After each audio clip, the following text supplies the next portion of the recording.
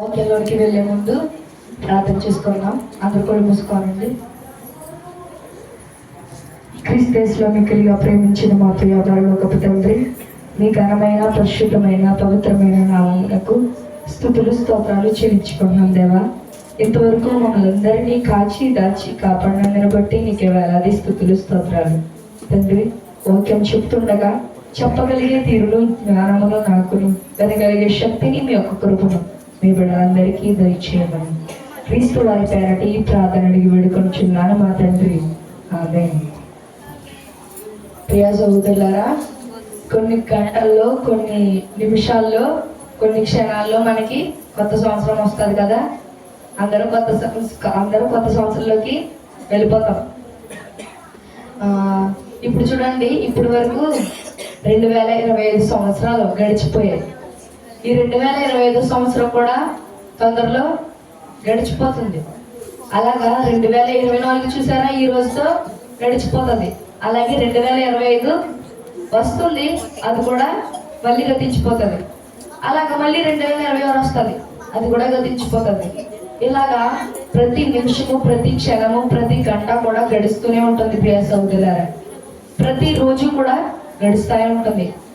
ఇప్పుడు చూడండి, నేను 2010లో పుట్టాను ప్రియ సహోదరులారా. నేను 2010లో పుట్టాను. ఇప్పటికీ 2025 సంవత్సరాలు గడిచిపోయినాయి. అంటే నాకు ఇప్పుడు 15 సంవత్సరాలు వచ్చేసే ప్రియ సహోదరులారా. నేను ఒకవేళ చూడండి 2010వ సంవత్సరం గతించకపోతే నేను ఎంత ఉంటానా? ఎంతే ఉంటానే కానీ, అవునా? ఇప్పుడు అది గతించింది కాబట్టి నేను ఎంత ఎదిగాను కదా ప్రియ సహోదరులారా. అలా కాలం గతిస్తూనే ఉంటుంది, మనం ఎదుగుతూనే ఉంటున్నాం. ఇలా చూడండి, కాలం ఎప్పుడు గతిస్తూనే ఉంటుంది, కాలం ఎప్పుడు గడుస్తూనే ఉంటుంది. అలాగే మనం కూడా ఎదుగుతున్నాం, మనం పెద్దవాళ్ళం అయిపోతున్నాం. ఇప్పుడు చూడండి, కాలం గడుస్తూ ఉంది, మనం పెద్దవాళ్ళం అయిపోతున్నాం. నూతన సృష్టి, ఇదంతా కొత్త సంవత్సరం. 2025 అన్నది ఇంతకు ముందు ఉందా? ఇప్పుడే కొత్తగా వస్తుంది. వచ్చినది మళ్ళీ ఇంకెప్పుడు 2025 అనే సంవత్సరం మళ్ళీ రాదు. ఇదే 2024 అనే సంవత్సరం ఇంతకు ముందు రాలేదు, ఇప్పుడు గడిచిపోతుంది. మళ్ళీ 2024 అనే సంవత్సరం మళ్ళీ వచ్చే సంవత్సరం రాదు ప్రియ సహోదరులారా. వచ్చే సంవత్సరం అనే కాదు, ఇంకెప్పుడు కూడా 2024 అనే సంవత్సరం మళ్ళీ రాదు. 2025లోకి మనం అడుగు పెడుతున్నాం. 2025 కూడా అది శాశ్వతంగా ఉండదు. అది అలా కాలం గడిచిపోతూ ఉంది, కాలము గడిచిపోతూ ఉంది ప్రియ సహోదరులారా. అలాగే మనము కూడా ఎదిగిపోతా ఉన్నాం, కానీ మన మనసుల్లో మార్పు ఇంకా రావట్లేదు ప్రియ సహోదరులారా. చూడండి ఒకసారి 2 కొరింథీయులకు 5వ అధ్యాయము 17వ వచనం. దయచేసి జాగ్రత్తగా వినండి. 2 కొరింథీయులు 5వ అధ్యాయము 17వ వచనం. కాగా ఎవడైనను క్రీస్తునందున్న ఎడల వాడు నూతన సృష్టి, పాతవి గతించెను, ఇదిగో క్రొత్తవాయెను. ఇలా చూడండి ప్రియ సహోదరులారా, ఇక్కడ దేవుడు ఏమని చెప్తున్నాడంటే, కాగా ఎవడైనను క్రీస్తునందున్న ఎడల వాడు నూతన సృష్టి, పాతవి గతించెను, ఇదిగో క్రొత్తవాయెను. పాతవి గతిస్తున్నాయి కదా ప్రియ సహోదరులారా, కొత్తవి వచ్చేస్తున్నాయి. ఇప్పుడు చూడండి, క్రీస్తునందున్న ఎడల వాడు నూతన సృష్టి. ఇప్పుడు నూతన సృష్టిగా మనకి వస్తున్నది ఏంటి? 2025 అనే సంవత్సరమా, లేక నూతన సృష్టిగా మనం ఉన్నామా? 2025 అనే సంవత్సరము అదా నూతన సృష్టి, లేక మనము నూతన సృష్టిగా మారామా అని నేను అడుగుతున్నాను. ఇప్పుడు 2025 అనేది నూతన సృష్టిగా మనకి వస్తుంది, కానీ మనలో నూతన సృష్టి అనేది లేదు ప్రియ సోదరులారా.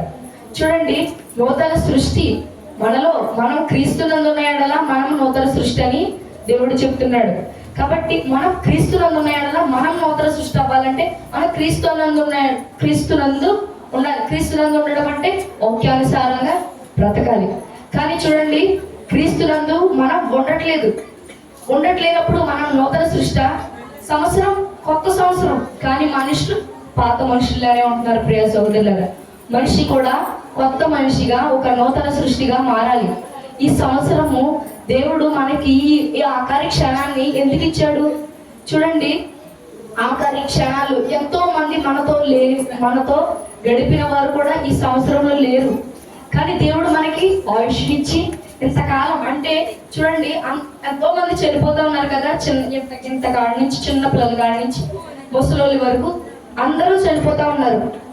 కానీ దేవుడు మనందరినీ ఆశీర్వదించి ఈరోజు మనం ఇక్కడ ఉండేలాగా దేవుడు మనల్ని చేశాడు. ప్రియ సోదరులారా, చూడండి, మనము ఇలా ఈ లోకంలో ఎంతో మంది మరణిస్తూ ఉన్నారు.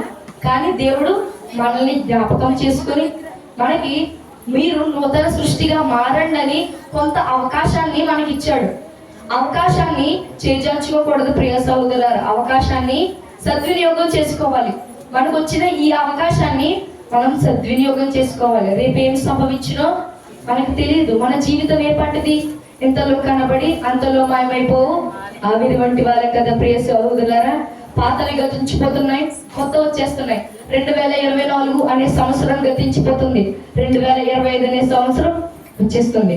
అది కూడా 2025 అనే సంవత్సరం కూడా ఎన్నో రోజులు ఉండదు ప్రియ సోదరులారా. అది కూడా గమ్ములు గడిచిపోతుంది.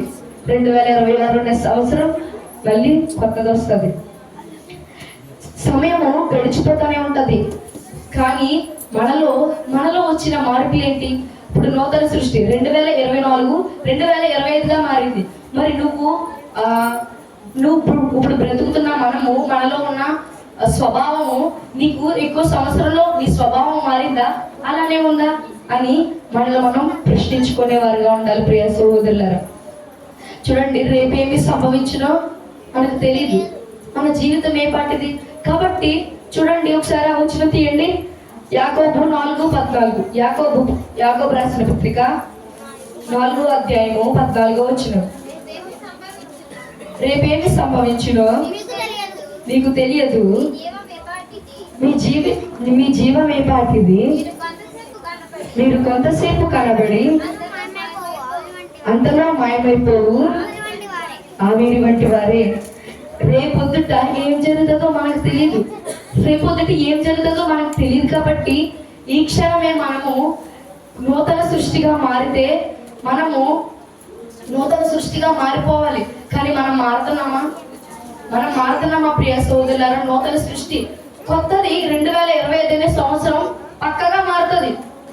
అది పక్కగా మారుతుంది. కానీ మనము మారట్లేదు ప్రియ సోదరులారా. మనలో ఉన్న చెడు తలంపులు మారట్లేదు, చెడు ఆలోచనలు మారట్లేదు, చెడుగా మనం మాట్లాడే పద్ధతి మారట్లేదు ప్రియ సోదరులారా. ఏది కూడా మనలో నుంచి చెడు లక్షణాలు పోవట్లేదు.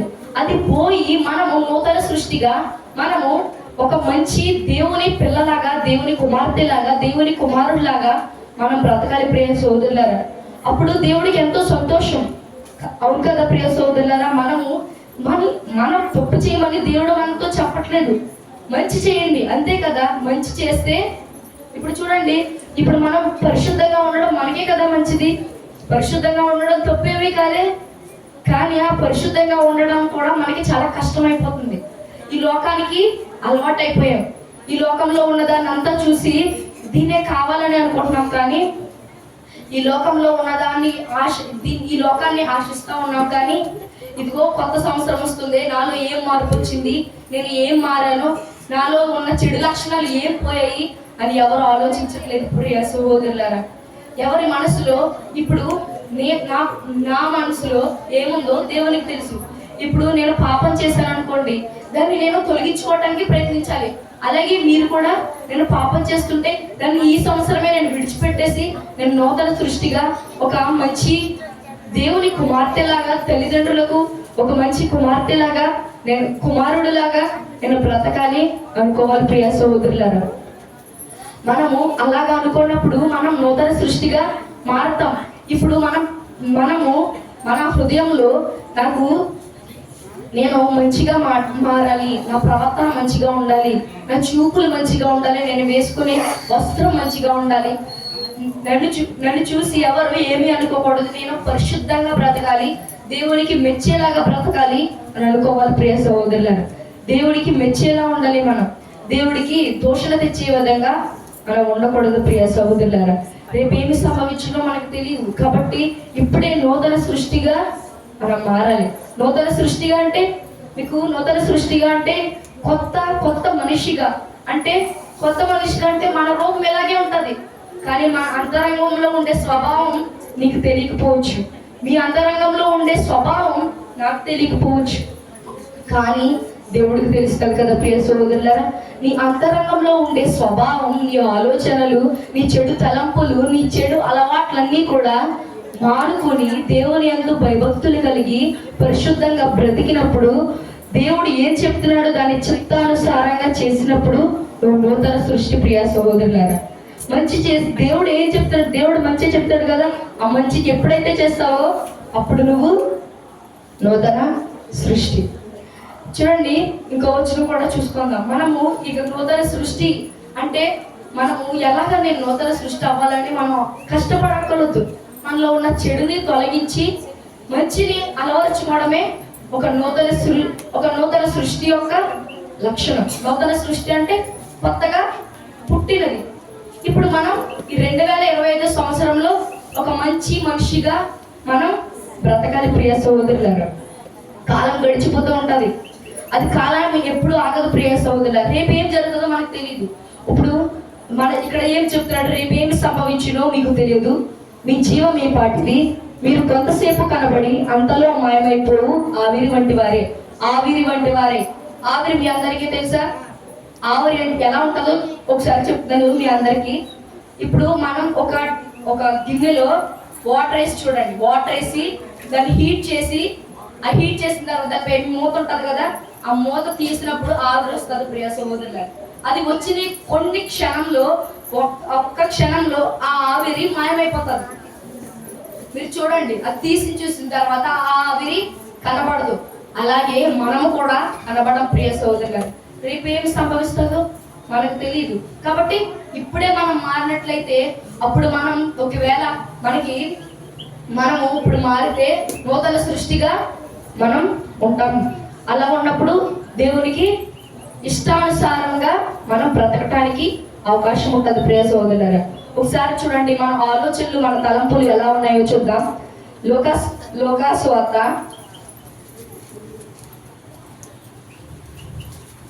12వ అధ్యాయము, లోకాసు వార్త 12వ అధ్యాయము 19వ వచనం.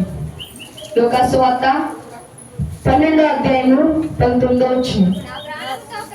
నా ప్రాణముతో ప్రాణమా, అనేక సంవత్సరములకు విస్తారమైన ఆస్తి నీకు సమకూర్చబడి ఉన్నది.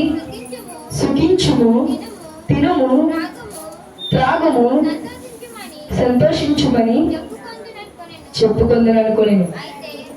అయితే దేవుడు, వెర్రివాడ, ఈ రాత్రి నీ ప్రాణమును అడుగుచున్నాను. నీవు సిద్ధపరిచినవి ఎవని వగునని అతనితో చెప్పాను. ఇక్కడ ధనవంతుడు అనుకున్నాడు, ఎవరితోటి చెప్పట్లేదు ప్రియ సోదరులారా. తన ప్రాణానికి చెప్పుకుంటున్నాడు. ఏమని? నాకు చాలా డబ్బు ఉంది, నాకు విస్తారమైన ఆస్తి ఉంది, కాబట్టి నేను సుఖిస్తాను, తింటాను, త్రాగుతాను, సంతోషిస్తానని నా మనసులో, అంటే తన ప్రాణముతో ప్రాణమా అని అనేక సంవత్సరములకు ఆస్తి నాకు ఉంది, నేను తింటాను, త్రాగుతాను, సంతోషిస్తానని తన ప్రాణముతో చెప్పుకుంటున్నాడు. అప్పుడు దేవుడు అంటున్నాడు, వెర్రివాడా, ఈ రాత్రి నీ ప్రాణమును అడుగుచున్నాను, నీకున్న ఆస్తి ఎవరికి వెళ్తుంది అని అడుగుతున్నాడు ప్రియ సహోదరులారా. కాబట్టి చూడండి, మన ప్రాణముతో ప్రాణం. ఇప్పుడు మనము తినాలి, త్రాగాలి, సుఖించాలి, అది కాదు ప్రియ సహోదరులారా. మనం తినటం, త్రాగటం, సుఖించటం, నాకు ఆస్తి ఉంది కదా అని మనం ఆస్తున్నంత మాత్రాన మనకి పరలోకం వచ్చేది. డబ్బున్నంత మాత్రాన పరలోకాన్ని మనం కొనగలమా? కొనలేదు కదా ప్రియ సోదరులారా. మనం మంచి బలవంతులమైన మాత్రాన పరలోకాన్ని కొనగలమా? కొనలేము. ఏముండాలి? పరిశుద్ధమైన మనసు ఉండాలి, పరిశుద్ధమైన స్వభావం ఉండాలి, అంతేనా? ఇప్పుడు పరిశుద్ధంగా మనం బ్రతికినప్పుడే మనకు పరలోకం వస్తుంది, కానీ డబ్బిచ్చి కొనలేవు. పరలోకాన్ని డబ్బిచ్చి కొనలేవు. పరలోకంలో పేదలను ఉండరు, ధనికులను ఉండరు, అందరికీ పరిశుద్ధులకు మాత్రమే అక్కడికి ఆహ్వానం ఉంటది. ప్రియ సోదరులారా, అక్కడికి వెళ్ళాలంటే ఈ లోకంలో మనం నూతన సృష్టిగా, అంటే చెడు లక్షణాలన్నీ విడిచిపెట్టి ఒక మంచి వ్యక్తిగా మనం బ్రతకాలి. దేవుడు నీ నుంచి, అలాగే అందరి నుంచి నా పిల్లలు మంచిగా బ్రతకాలి, పరిశుద్ధంగా బ్రతకాలి, నిర్దోషంగా బ్రతకాలి అని మాత్రమే దేవుడు కోరుకుంటున్నాడు. అది ఒక దేవుడికి మనం ఎన్ని అడుగుతాం ప్రియ సోదరులారా? దేవుడా, నాకు ఈ కొత్త సంవత్సరంలో గృహాన్ని దయచేయి తండ్రి, ఈ కొత్త సంవత్సరంలో నా కుమారులకు పెళ్లి చేయి తండ్రి, నాకు ఈ కొత్త సంవత్సరంలో నాకు డబ్బి తండ్రి, నాకు నాకు ఆహారాన్ని, వస్త్రాన్ని, ఇలాంటివి అన్ని దయచేయండి తండ్రి అని మనం దేవుడికి ప్రార్థిస్తూ ఉంటాం. కానీ దేవుడు నిన్నేమడుగుతున్నాడు తెలుసా? ఒక మంచి హృదయం, మంచిగా బ్రతుకు చాలు, నాకు పరలోకాన్ని ఇస్తానంటున్నాడు. నువ్వు చెడు లక్షణాలు ఏమి నీలో ఉండకుండా ఒక మంచి వ్యక్తిగా నువ్వు బ్రతికితే నీకు పరలోకాన్ని ఇస్తానన్నాడు. అంతే కదా ప్రియ సోదరులారా? చెడు లక్షణాలుగా లేకుండా, చెడు తలంపులతో కాకుండా మంచిగా బ్రతికినప్పుడే పరలోకాన్ని ఇచ్చేస్తానంటున్నాడు. మనం కష్టపడిపోతున్నాం, మంచిగా బ్రతకడానికి కష్టపడిపోతున్నాం, మంచిగా జీవించడానికి కష్టపడిపోతూ ఉన్నాం ప్రియ సహోదరులారా. చూడండి, ఇంకొక వచనం కూడా, మొదటి యోహాను పత్రిక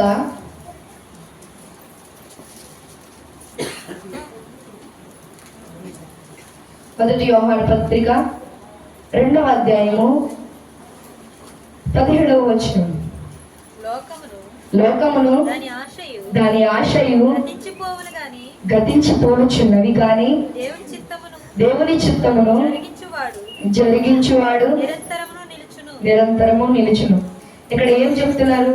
లోకము దాని ఆశయు గతించిపోవును, కానీ దేవుని చిత్తమును జరిగించువాడు నిరంతరము నిలుచును. ఈ లోకము గతించిపోతుంది. ఇప్పుడు ఈ లోకంలో ఉన్న ఆశలు గతించిపోతాయి, కానీ దేవుని చిత్తము, ఈ లోకం ఇప్పుడు చూడండి, మనకి 2024 అనేది గతించిపోతుంది. అలాగే చాలా మంది పుడతారు, చాలా మంది చనిపోతారు. ఇప్పుడు చూడండి, పుడుతున్నారు, చనిపోతున్నారు. ఈ పుట్టిన వాళ్ళు ఎదుగుతారు, మళ్ళీ చనిపోతారు, మళ్ళీ పుడతారు. ఇలాగా చూడండి, లోకము దాని ఆశయు గతించిపోచున్నవి, కానీ దేవుని చిత్తమును జరిగించేవాడు నిరంతరము నిలుచును. కానీ దేవుని చిత్తమును జరిగించేవాడు నిరంతరము నిలుచునని బైబిల్ చెప్తుంది. దేవుని చిత్తమును ఎవరు జరిగిస్తున్నారు ప్రియ సోదరులారా? దేవుని చిత్తమును నిరంతరము ఎవరు జరిగిస్తున్నారు? దేవుని చిత్తానుసారంగా ఎవరు బ్రతుకుతున్నారు ప్రియ సహోదరులారా? దేవుడు ఏమని చెప్తున్నాడు?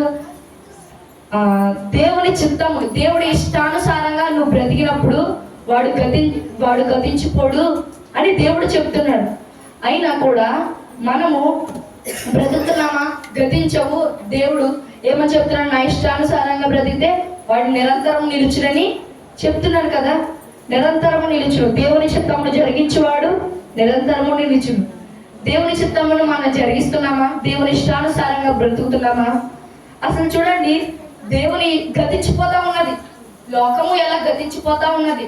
మనుషులు, ఇంతకు ముందు ఉన్న పూర్వపు మనుషులు ఇప్పుడు కనిపిస్తున్నారా? అంటే మన తాత ముత్తాతలు ఇప్పుడు ఉన్నారా? లేరు. మనము ఇప్పుడు ఉన్నాం. మనము శాశ్వత కాలం ఈ లోకంలో ఉన్న ప్రియ సహోదరులారా, మనము చనిపోతాం. అప్పుడు అంటారు ఏమని? మా తాత, మా అమ్మమ్మ ఇలా అనేసి, అప్పుడు మన గురించి మన ఎద్దెత్త పిల్లలైనప్పుడు మనం ఆ పూర్వీకులకి మనం ఏం తెలుస్తాం? ఇప్పుడున్న మనకి మనం తెలుసు, వాళ్ళు ఎలా ఉంటారో కూడా, మన తాత ముత్తాతలు ఎలా ఉంటారో కూడా మనకు తెలీదు. మనుషులు గతించిపోతా ఉంటారు, లోకము గతించిపోతా ఉంటది. కానీ దేవుని చిత్తమును జరిగించేవాడు నిరంతరం నిలిచినట్టే ఈ లోకంలో దేవుని ఇష్టానుసారంగా బ్రతికితే దానికి మరణం ఉండకుండా ఉంటుందా? ప్రతి మనిషి చనిపోతాడు, కానీ నిరంతరం ఎప్పుడు ఎక్కడ నిలుస్తారు? పరలోకంలో దేవుని చిత్తానుసారంగా బ్రతికిన వాడు పరలోకంలో నిరంతరం శాశ్వత కాలం అక్కడ ఉంటాడు ప్రియ సోదరులారా. ఇంకో చూడండి, అసలు దేవుని చిత్తం ఏంటి? అసలు దేవుని చిత్తం ఏంటనేది చూసుకుందాం. ఎఫెసీయులకు రాసిన పత్రిక 1వ అధ్యాయము 4వ వచనం చూడండి. ఎఫెసీయులకు రాసిన పత్రిక 1వ అధ్యాయము 4వ వచనం. ఎట్లనగా తన ప్రియుని యందు తాను ఉచితముగా మనకు అనుగ్రహించిన తన కృపా మహిమకు కీర్తి కలుగునట్లు తన చిత్త ప్రకారమైన దయా సంకల్పము చొప్పున యేసుక్రీస్తు ద్వారా తనకు కుమారులుగా స్వీకరించుటకై మనలను ముందుగా తన కోసము నిర్ణయించుకొని మనము తన ఎదుట పరిశుద్ధులమును నిర్దోషులమునై ఉండవలనని జగత్తు పునాది వేయబడక మునిపే ప్రేమ చేత ఆయన క్రీస్తులో మనలను ఏర్పరచుకొనెను. ఇక్కడ ఏమని చెప్తున్నారు? యేసుక్రీస్తు ద్వారా తనకు కుమారులుగా స్వీకరించుటకై మనలను ముందుగా తన కోసము నిర్ణయించుకొని మనము తన ఎదుట, అంటే ఎవరి ఎదుట? దేవుని ఎదుట మనము పరిశుద్ధులమును నిర్దోషులమునై ఉండవలనని జగత్తు పునాది వేయబడక మునిపే ప్రేమ చేత ఆయన క్రీస్తులో మనలను ఏర్పరచుకొని. ఇక్కడ చూడండి, దేవుడు ఏమనుకున్నాడంట? నా కుమారులు నా ఎదుట, అంటే నా ఎదుట పరిశుద్ధులు, అంటే తండ్రి ఎదుట, తండ్రి అయిన దేవుని ఎదుట పరిశుద్ధులమును నిర్దోషం. పరిశుద్ధం అంటే ఏ తప్పు తనలో ఉండకుండా పరిశుద్ధంగా బ్రతికినప్పుడు పరిశుద్ధుడు అంటారు. నిర్దోషం అంటే ఏ దోషము లేనివాడు నిర్దోషి. అలా నిర్దోషమైన జీవితము, పరిశుద్ధమైన జీవితము కలిగి ఉండాలి. తన ఎదుట పరిశుద్ధులుగా నిర్దోషులుగా ఉండాలని జగత్తు పునాది వేయబడక మునిపే ఆయన ప్రేమ చేత మనలను క్రీస్తులో ఏర్పరచుకున్నాడు. ప్రియ సహోదరులారా, మనల్ని ఎన్నుకున్నాడు ఆయన. మనల్ని ఎన్నుకున్నందుకు మనం చాలా హ్యాపీగా ఫీల్ అవ్వాలి. ఎంతో మంది దేవుని తెలియని వారు ఉన్నారు, కానీ మనకి దేవుడు తెలుసు. దేవుడు అంటే ఏంటో తెలుసు, ఎలా బ్రతకాలో తెలుసు. కానీ ఏం చేస్తున్నాం మనం? ఇప్పుడు ఎలా బ్రతకాలో మనకు తెలుసు, ఎలా ఉండాలో మనకు తెలుసు. ఇప్పుడు తెలిసిన మనం పరిశుద్ధంగా బ్రతుకుతున్నామా? నిర్దోషంగా బ్రతుకుతున్నామా? ప్రియ సహోదరులారా, పరిశుద్ధంగా బ్రతుకుతున్నామా? నిర్దోషంగా నేను బ్రతుకుతున్నానా? నాకు వాక్యం తెలుసు, తెలియని వాళ్ళు ఎంతో మంది ఉన్నారు. తెలిసిన నేను కూడా ఇలా ఉంటే ఉపయోగం ఏముంటుంది? దేవుని వాక్యం తెలిసిన నేను పరిశుద్ధంగా నిర్దోషంగా బ్రతకాలి కదా అని మనం ప్రశ్నించుకోవాలి. ప్రియ సహోదరులారా, నూతన సంవత్సరం ఇప్పుడు నేను ప్రసంగం స్టార్ట్ చేసి ఎంతో సమయం అయిపోతుంది. అలా సమయం గడిచిపోతానే ఉంటుంది. ఇలాగా చూడండి, ఈ రోజు రాత్రి ఇంకో ఎన్నో గంటలు ఉండదు. రేపు పొద్దుట మళ్ళీ మనకి ప్రభు 5 సంవత్సర వేడుక మళ్ళీ జరుపుకుంటాం మనం. ఇదంతా కూడా అలా జరుగుతూనే ఉంటుంది.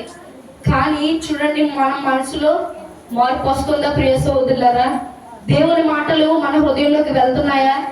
వెళ్ళిన మనం మన హృదయాన్ని కడుక్కుంటున్నామా? కడిగి మన హృదయాన్ని శుద్ధిపరచుకుంటున్నామా అని మనల్ని మనమే ప్రశ్నించుకోవాలి. ప్రియ సహోదరులారా, మనము పరిశుద్ధంగా నిర్దోషంగా ఉండాలని ఆయన ఎప్పుడో అనుకున్నాడు. ప్రియ సహోదరులారా, కానీ మనం బ్రతకట్లేదు. ఆయన నీ నుంచి ఏమీ కోరుకోలేదే. నువ్వు నాకు బంగారం ఇవి, నాకు 4 కేజీలు బంగారం కావాలని అడిగాడా? నీ నుంచి నాకు ఏమి వద్దు, నీ నుంచి నాకు ఆస్తి అంతస్తులు ఏమీ వద్దు. కానీ నాకు ఏం కావాలి? నీ హృదయం కావాలి. నీ హృదయం ఇస్తే నాకు సరిపోతుంది. నీ హృదయంలో మంచి మంచి లక్షణాలు పెట్టుకొని దేవుడిని మనం ఆరాధిస్తే సరిపోతుంది.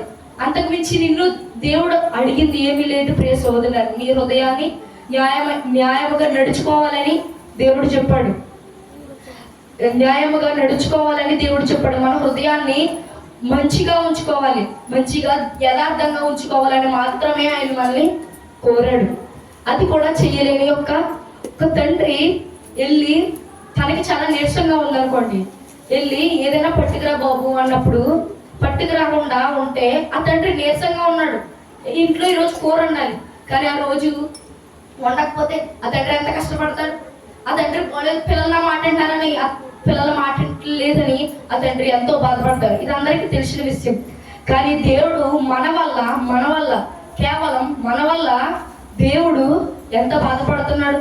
ఎంతమంది పిల్లల వల్ల ఒక దేవుడు బాధపడుతుంటే ఆ ఆవేదన ఎంత భయంకరంగా ఉంటుంది. ప్రియ సోదరులారా, మనం ఎన్ని తప్పులు చేసినా సహిస్తున్నాడు.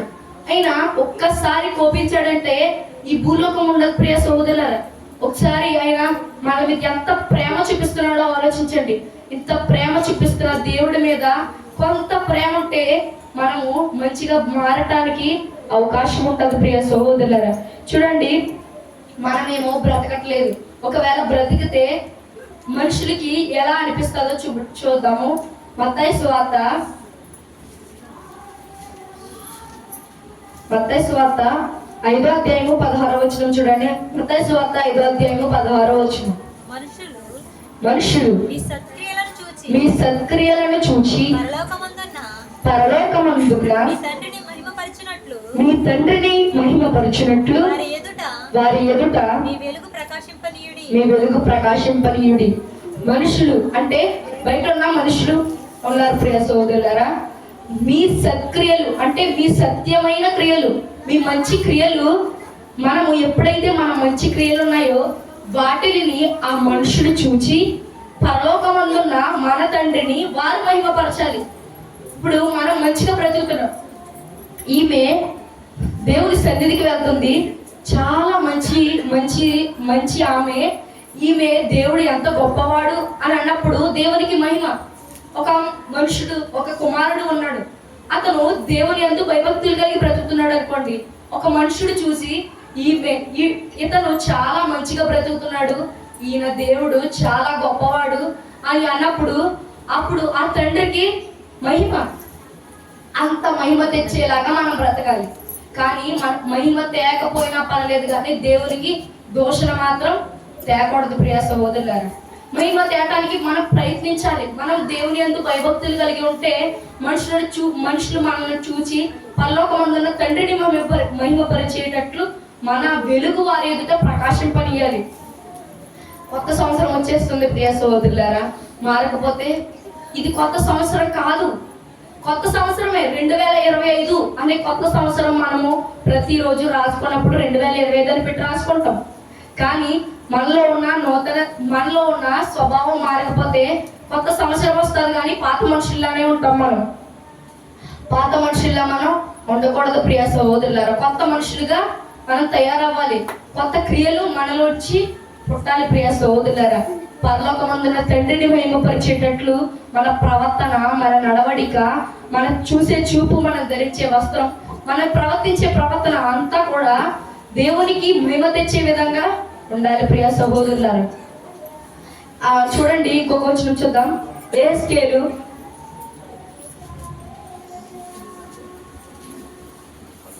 36వ అధ్యాయము 26వ వచనం. యెహెజ్కేలు 36వ అధ్యాయము 26వ వచనం. నూతన హృదయము మీకు ఇచ్చేదను, నూతన స్వభావం మీకు కలుగజేసేదను, రాతి గుండె మీలో నుండి తీసివేసి మాంసపు గుండెను మీకు ఇచ్చేదను. నా ఆత్మను మీ నుంచి నా కట్టడలను అనుసరించే వారిగాను నా విధులను గైగొని వారిగాను మిమ్మల్ని చేసేదను. చూడండి ప్రియ సోదరులారా, నూతన హృదయం అంటే ఆ హృదయంలో చెడు తలంపులు ఉండవు, చెడు ఆలోచనలు ఉండవు. అలాంటి హృదయాన్ని, ఆ నూతన హృదయాన్ని దేవుడు నీకు ఇస్తానంటున్నాడు. తీసుకోవటానికి నువ్వు రెడీగా ఉన్నావా? దేవుడు నూతన హృదయాన్ని నీకు ఇస్తానన్నప్పుడు తీసుకోవటానికి నువ్వు రెడీగా ఉన్నావా? దేవుడు నూతన స్వభావం నీకు ఇస్తానంటున్నాడు, తీసుకోవటానికి నువ్వు రెడీగా ఉన్నావా? చూడండి, రాతి గుండె మీలో నుండి తీసివేసి మాంసపు గుండెను మీకు ఇచ్చేదను.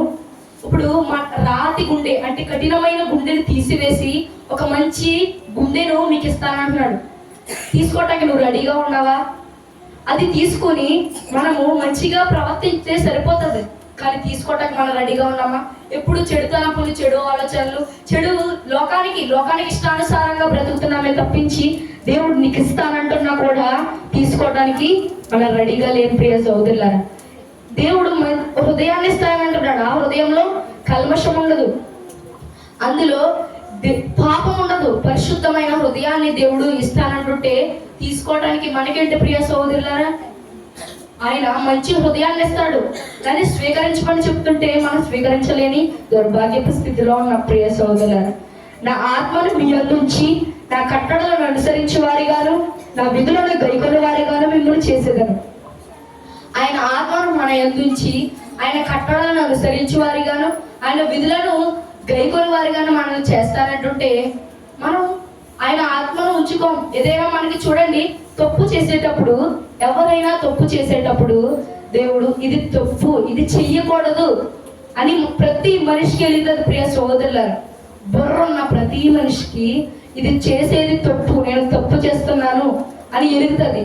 చెడు చేస్తుంటే, ఇప్పుడు చెడు చేస్తున్నప్పుడు నేను చేసేది చెడు అని నీ బుర్ర నీకు చెప్తుంది. నేను మంచి చేస్తుంటే నువ్వు చాలా మంచి చేస్తున్నావు అని నీ హృదయం చెప్తుంది. మన హృదయం చెప్తుందా లేదా? మన హృదయం చెప్పినా కూడా మనం మన హృదయానికి లోబడం. ఇప్పుడు మనలో ఉన్న మంచి స్వభావానికి మనం లోబడం. మంచి గుణాలు ఏది కూడా మనం తీసుకోం. ఇప్పుడు ఏదైనా తప్పు ఎవరికైనా కొట్టాలని ఉందనుకో, ఎందుకు కొడితే పాపం, మళ్ళీ ఎందుకు తనకి దెబ్బలు తగులుతాయి కదా అని అనుకుంటాం. కానీ కొట్టేయి అని చెప్పేటప్పటికి వీళ్ళు కొట్టేస్తారు. అలాగా మనకి రెండు ఆలోచనలు ఉంటాయి, ఒకటి మంచి చెడు. కానీ ప్రతి మనిషి కూడా చెడును అనుసరిస్తాడు. ఎందుకంటే మనిషి కాబట్టి. మనిషి ఆలోచనలు ఎలా ఉంటున్నాయి ప్రియ సోదరులారా? రాతి అంటే కఠినమైనగా ఉంటున్నాయి. ఇప్పుడు దేవుడేమో మాంసపు కుండని ఇస్తానంటున్నాడు. తీసుకోవటానికి మనం తీసుకోవాలని అనుకుంటే చాలు, మనం మంచి హృదయాన్ని కలిగి ఉంటాం. ఆయన మంచి ఆత్మను మన యందుంచి మన కట్టడాలను అనుసరించి, ఆయన కట్టడాలను మనం అనుసరించే వారిగాను ఆయన విధులను గైకొనే వారిగాను మనల్ని చేస్తానని చెప్తున్నాడు. మనం అలా బ్రతికే వారిగా ఉండాలి ప్రియ సోదరులారా. లోకమంతా కూడా గతించిపోతా ఉంటది. నూతన సృష్టిగా మనమే మారాలి. నూతన సృష్టిగా మనల్ని ఇంకొకరు వచ్చి మారచ్చు కదా. ఇప్పుడు నాకు ఈ ఫేస్ ఉంది, నూతన సృష్టి కదా అని నేను ఇంకో ఫేస్ ఎట్టేసి ఉంటుందా? నేను ఇలాగే ఉండాలి. కానీ నాలోని ఏం మారాలి? నా హృదయం మారాలి, అంతేనా? అలాగే మీలో ఏం మారాలి? మీ పై రూపాలు మార్చుకోవడం కాదు, మీ హృదయం మారాలి. మీ హృదయం మారాలి ప్రియ సహోదరులారా. అలాగే చూడండి, ఒకసారి అసలు పాతాళము నరకము అసలు చూడండి, ఒకసారి చూడండి. యెషయా 65వ అధ్యాయము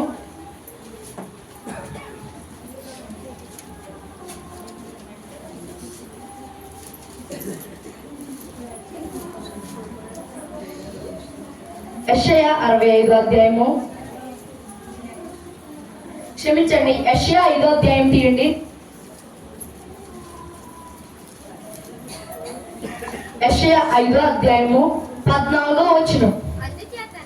అందుచేతనే పాతాళము గొప్ప ఆశ పెట్టుకొని అపరిమితముగా తన నోరు తెరచుచున్నది. వారిలో గనులను, సామాన్యులను, ఘోష చేయువారును, హర్షించువారును పడిపోదురు. చూడండి, ఇక్కడ పాతాళము గొప్ప ఆశ, చాలా గొప్ప ఆశ పెట్టుకొని అపరిమితముగా నోరు తెరిచిందంట. అపరిమితముగా అంటే లెక్కలే. ఇప్పుడు పెద్ద నోరు తెరిచేసింది. ఇప్పుడు ఆ నోరు తెరిచిన దాంట్లో ఆ పాతాళము ఆ నోరు తెరిచింది కదా, ఆ నోరులో, ఆ తెరిచిన నోరులోకి ఎవరు వెళ్తారో తెలుసా? నీ దేవుడు చెప్పింది చెప్పినట్టుగా చెయ్యని వారు, దేవుడు ఏమైతే చెప్తున్నాడో దానికి వ్యతిరేకంగా బ్రతికిన వారు. అంటే ఇప్పుడు సేవకులు మంచి చెప్తారు కదా, దానికి ఇప్పుడు సేవకులు చెప్పేదానిలాగా బ్రతకుండా మనకి ఇష్టానుసారంగా బ్రతికినప్పుడు ఈ పాతాళం ఉంది కదండి, ఆ పాతాళం మనల్ని మింగేస్తుంది. దానిలోకి మనం వెళ్ళకూడదు. ఈ పాతాళం అపరిమితంగా నోరు తెరుచుచున్నది, ఎవరిని మింగుదునా అని. ఇప్పుడు దేవుడు ఏం చేస్తున్నాడో చూడండి. యెషయా 65వ అధ్యాయము 2వ వచనం. యెషయా 65వ అధ్యాయము 2వ వచనం. కింద వచ్చిన చదవండి. లోబడని వాళ్ళని ప్రజల వైపు దినమంతయు నా చేతులు చాపుచున్నాను. లోబడని వాళ్ళని అంటే, ఇప్పుడు లోబడని అంటే దేవునికి లోబడని వాళ్ళ వైపు, ఆ ప్రజల వైపు దేవుడు ప్రతి దినము వస్తారేమో. ఒక్క కుమార్తె అయినా ఈరోజు నా యొద్దకు వస్తాడేమో, ఒక కుమారుడైనా ఈ రోజు నా యొద్దకు వస్తాడేమో, నూతన సృష్టిగా మారతాడేమో అని ఆయన దినమంతయు చేతులు చాపుతూ ఉన్నాడు. ఈ రోజుకి కూడా ఆయన మీకోసం చేతులు చాపుతూ ఉన్నాడు. నీ నుంచి ఏమీ కోరుకోవట్లేదు ప్రియ సహోదరులారా, నీ హృదయం మారాలని మాత్రమే ఆయన కోరుకుంటున్నాడు. నూతన సృష్టిగా నువ్వు మారాలని ఆయన దినమంతయు, ఈ రోజు ఈ దినమే కాదు ప్రియ సహోదరులారా, సృష్టి ప్రారంభం నుండి ఇప్పటి వరకు కూడా మీరు మారి ఆయన యుద్ధకు వెళ్ళాలనే దినమంతయు ప్రతి దినము కూడా చేతులు చాపుతున్నాడు. మీరు మారి మంచిగా బ్రతికితే ఆయన ఎంతో సంతోషిస్తాడు. ఇప్పుడు అలా మారిన మనము, అలా బ్రతుకుతున్న మనము బ్రతికిన నెక్స్ట్ మనం పరలోకానికి వెళ్తాం. ఇప్పుడు బ్రతకలేదు, సేవకులు ఎంతమంది చెప్తున్నా అలాగే చెప్తారు అనేసి విడిచిపెట్టేశాం. అప్పుడు అపరిమితముగా నోరు తెరుచుచున్నది పాతాళం అని చెప్పాను కదా, ఆ పాతాళము మనల్ని మింగేస్తుంది. అది భయంకరంగా మనం మింగేసి మనల్ని కాల్చుతుంటది. అది ఎప్పుడు ఆరదు, దాన్ని ఆర్పేవాడు కూడా లేడు ప్రియ సహోదరులారా. కాలము దానికి ఉండదు, అందులో కాలుతానే ఉంటారు ప్రియ సహోదరులారా.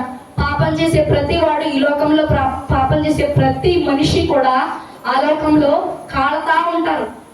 కానీ ఈ లోకంలో మంచి చేసేవారు ఆ లోకంలో సుఖిస్తారు ప్రియ సహోదరులారా. ఈ కొన్ని చూడండి, ఈ కొద్ది కాలం మనం బ్రతకడానికి చిన్నప్పటి నుంచి, చిన్నపిల్లలు నేను ఎదిగిన తర్వాత జాబ్ చేసి నా అంతటా నేను ఎదగాలనేసి చిన్నప్పటి నుంచి వాళ్ళు చదువుతారు. ఫస్ట్ వాళ్ళకి లోకం అంటే ఏంటో తెలీదు, కానీ చిన్నప్పటి నుంచి నా అంతటా నేను బ్రతకాలని చిన్నప్పటి నుంచి వాళ్ళు చదువుకొని పెద్దవాళ్ళు అయ్యి గొప్ప గొప్ప స్థాయిలో ఈ రోజు ఉన్నారు.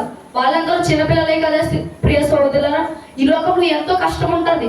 అలాగే ఒక రైతు కష్టపడి మనకి ఒక బియ్యాన్ని తయారు చేస్తున్నాడు, అది మనకి ప్రతిరోజు తింటున్నాం. అదంతా ఈ లోకంలో ఉన్నదంతా కష్టమే. కష్ట సుఖాలు ఈ లోకంలో ఉంటాయి, కష్టపడతాము, అలాగే సుఖం అనుభవిస్తాము. కానీ ఈ లోకంలో కష్ట సుఖాలు ఉంటాయి, కానీ నరకంలో కష్టం మాత్రమే ఉంటుంది, పరలోకంలో సుఖం మాత్రమే ఉంటుంది. ఇప్పుడు ఈ కష్టమైన, ఇప్పుడు ఈ లోకంలో కష్టపడి నరకంలోనే కష్టపడ్డ ఎందుకు ప్రియ సహోదరులారా? ఈ లోకంలో కష్టపడి సుఖపడమని దేవుడు మీకు ఆప్షన్ ఇచ్చేసాడు. ఏది తీసుకోవాలన్నది మీ ఇష్టం. మంచిగా బ్రతకాలని ఇష్టం, చెడుగా బ్రతకాలని ఇష్టం, ఏదన్నది ఇప్పుడే డిసైడ్ చేసుకో అని దేవుడు నీకు ఈ కొద్ది కాలాన్ని ఇచ్చాడు. ఈ కొద్ది కాలంలో మనం డిసైడ్ చేసుకోవట్లేదు, నువ్వు నీ ఇష్టానుసారంగానే బ్రతుకుతున్నావు. అప్పుడు నీకేమొస్తుందంటే ఆ కష్టమైన లోకాన్ని దేవుడు ఇస్తాడు నీకు, అందులో కాలుతానే ఉంటావు. మనకేక ఎవరు వచ్చి నీరు చుక్క కూడా ఎవరు ప్రియ సోదరులారా, మనం కాలుతానే ఉంటాం. అలా కాలకుండా ఈ లోకంలో కష్టపడి ఆ లోకంలో సుఖం అనుభవించాలంటే ఈ లోకంలో దేవుని యందు భయభక్తులు కలిగి బ్రతకాలి. ఇది ఈ లోకంలో మనకి దేవుడు ఈ కొద్ది సమయాన్ని ఇచ్చాడు. కొన్ని నిమిషాల్లో మనము 2025 అనే సంవత్సరానికి అడుగు పెట్టేస్తాం. కాబట్టి ఈ కొద్ది క్షణంలోనే మనం మారి ఆయనకి మన హృదయాన్ని సమర్పించేశారనుకోండి, అప్పుడు మనకి పరలోకాన్ని ఇస్తాడు ఆయన. అంతకంటే గొప్ప స్థలం ఏముండదు ప్రియ సోదరులారా. అక్కడ ఈ లోకంలో నిన్ను దూషించేటట్టు ఏ మనిషిని నేను ఏమంట ప్రియ సోదరులారా. అలా ఈ లోకంలో నిన్ను తిట్టేవారు ఆ లోకంలో ఉండరు. ఈ లోకంలో కష్టాలు ఉంటాయి, కానీ ఆ లోకంలో కష్టం ఉండదు. కష్టం ఉండని లోకాన్ని దేవుడు నీకు ఇస్తానంటుంటే నాకు వద్దంటే దేవుడు మాత్రం ఏం చేస్తాడు? వదిలిపెట్టేస్తాడు. నీకు కావాలంటే నువ్వు దాన్ని వెతుక్కుంటూ వెళ్ళాలి, వెతుక్కుంటూ ఆ పరలోకానికి వెళ్ళాలి. పరలోకం నవ్వొచ్చేలు ప్రభు, పరలోకం వచ్చేలు ప్రభు అంటే రాదు. పరలోకం కోసం మనం వెతుక్కుంటూ వెళ్ళాలి. మనం చేసే క్రియల వల్ల, మనం చేసే చెడు కార్యాల వల్ల మనకి నరకం డైరెక్ట్గా వచ్చేస్తుంది. కానీ పరలోకానికి వెళ్ళాలంటే మన హృదయాన్ని పరిశుద్ధంగా ఉంచుకుంటే చాలు మనము పరలోకానికి వెళ్ళటానికి. ఇప్పుడు చూడండి, మనము పాతాళము అది అపరిమితంగా నోరు తెరుచుచున్నది. ఇప్పుడు అలా నోరు తెరుచుతున్నది. మనం పుట్టినప్పుడు దేవుడు మనల్ని ఎలా చేశాడు ప్రియ సోదరులారా? పుట్టినప్పుడు దేవుడు మనల్ని అందరినీ ఎలా చేశాడు? యథార్థవంతులుగా. మనకి ఏ పాపం తెలియదు, చిన్నపిల్లలకు తెలుస్తా పాపం ఏంటి, మంచి ఏంటి, సత్యం అంటే, నీతిగా బ్రతకడం అంటే ఏంటని చిన్నపిల్లలకు తెలుస్తుందా? చిన్నపిల్లలకి ఏమీ తెలియదు. చూడండి, ఆ వచనం చూడండి, ప్రసంగి 7:29.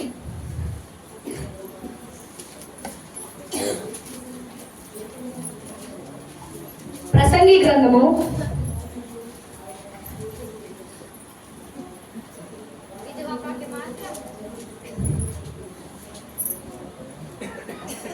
29. ఇది ఒకటి మాత్రము నేను కనుగొంటిని, ఏమనగా దేవుడు నరులను యథార్థవంతులుగా పుట్టించెను గాని వారు వివిధమైన తంత్రములు కల్పించుకొని ఉన్నారు.